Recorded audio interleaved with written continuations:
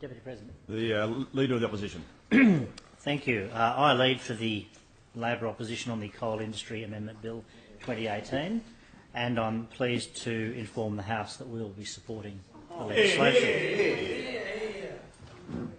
The Coal Industry Act provides for approved companies to carry out statutory functions under the legislation, including delivering workers' compensation insurance, health surveillance, occupational health and rehabilitation services, the collection of statistics, monitoring of dust and other airborne contaminants, as well as supplying mines rescue emergency services and training to the New South Wales coal industry.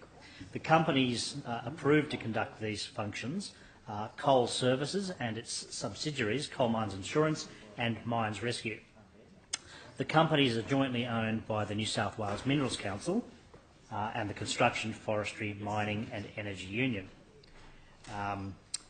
The approved companies together provide a comprehensive health and safety scheme for the coal mining industry in New South Wales under arrangements that are unique in Australia and in the world, and the current scheme was a legacy of the Carr Labor Government. To achieve the objectives of the legislation, the approved company, Coal Mines Insurance, exercises a workers' compensation insurance monopoly over employers in the coal industry. Coal Services also provides a specialist health and safety scheme for New South Wales coal industry with very robust controls and monitoring, as the Minister outlined in his second reading speech. This enables employers who insure through the approved company to access health monitoring for their workers free of any additional charge.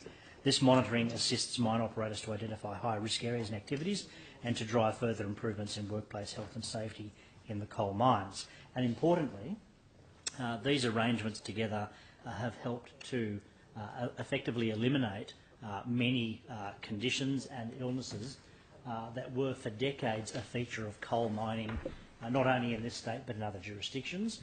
And for example, black lung disease, or pneumoconiosis, as it's correctly known, has effectively been eliminated in this state. There have been some instances, but it is much better than in other jurisdictions, and this is down to the health screening function provided under this regime. The work of these important services are met not by the state budget, but by funds generated through workers' compensation premiums paid to Coal Mines Insurance, the Mines Rescue Levy investment returns, and of course from commercially sourced revenue.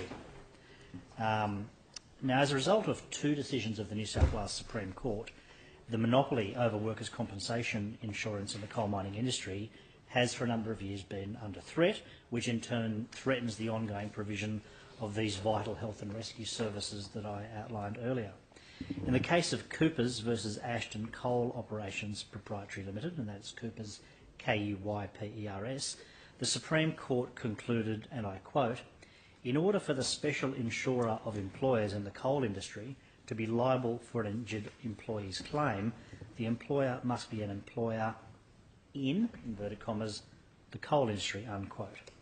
Now, in its reasoning, the court confirmed the earlier ruling by the New South Wales Court of Appeal in Central West Group Apprentices Limited versus Coal Mines Insurance Limited in 2008, that the phrase employer in the coal industry, quote unquote, requires a substantive connection between the entity and the coal industry to satisfy the relationship required by the preposition in, inverted commas, beyond merely being the employer of a person who works in and about a mine. And Mr. Deputy President, working in and about a mine is the statutory test for workers to access workers' compensation payments in the coal industry in this state. So we had, as you like, if you like, two different definitions of employer and employee in related but different pieces of legislation, which led to the court taking what I think was an unduly narrow and technical approach, which I will develop in a moment. The practical effect of the two decisions is that an entity that provides services which are integral to the coal mining industry does not necessarily lead to a finding that it is in the coal mining industry. To determine whether or not an employer is in the coal mining industry, the courts found it was necessary to assess the substantive character of the industrial enterprise in which the employer is engaged and its connection with the coal industry. It sounds fair enough, but in the case of Coopers, the company at issue provided services such as exploration drilling drilling service holes and drilling to enable dewatering of a site. Although the overwhelming majority of its work was in the coal industry in New South Wales, and in some years was exclusively for the coal mining industry, it, at least technically, offered and in some cases did provide its services more widely. As a result, the courts held that this company was not in the coal mining industry of New South Wales, which was an interesting result given that the legislation didn't say exclusively in the coal mining industry in New South Wales. As I said, without being critical of the courts, I think it was an unduly narrow and technical approach that has led to the current consequence. As a result, many companies providing services to the coal mining industry, such as labour hire companies, are not or may not at least be legally required to insure with coal services.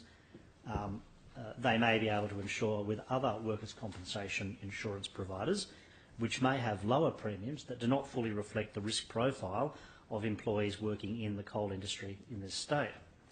Given the increasing level of contract and labour hire engagement in the New South Wales coal mining industry, with workers often not being directly employed by coal mining companies per se, over time these rulings of the Supreme Court have the potential to destroy the integrity of the health and safety regime provided under successive governments to the industry in this state.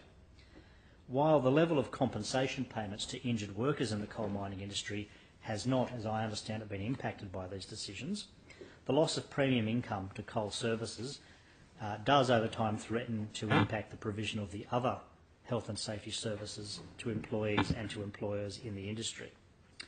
To date, this has been avoided by commercially provided and obtained services and returns on investment, but however, this is not an indefinite solution. I applaud the government for bringing forward this amendment, which changes the definition of employer in the coal industry in the Coal Industry Act to make it clear that any employer whose employees work in and about a mine is required to be insured with the approved workers' compensation company with respect to those employees and their employment. And importantly, it synchronises that definition in each of the Coal Industry Act, the Workers' Compensation Act 1987 and the Workplace Injury Management and Workers' Compensation Act 1998, and sort of closes the loophole created by those rulings. Now, the full consequences of the ruling of the Court of Appeal wasn't really understood at the time, but it was as a result of the Coopers case that its full impact became public knowledge, and it has had an impact. But I welcome the move by the government to close that loophole and to bring this bill before the House. For the sake of completeness, although these are matters of public record, I am a member of the CFMEU, and Coal Services was previously, from time to time, a former client of mine. Still half owned by the CFMEU. Yes, I've made that point. But the point is, this is a sensible arrangement providing for health and safety for those engaged both as employers and employees in the coal mining industry. The vehicle for doing that is a body jointly owned by the Association of Employees and the Association of Employers, and these arrangements have enjoyed bipartisan support under successive governments.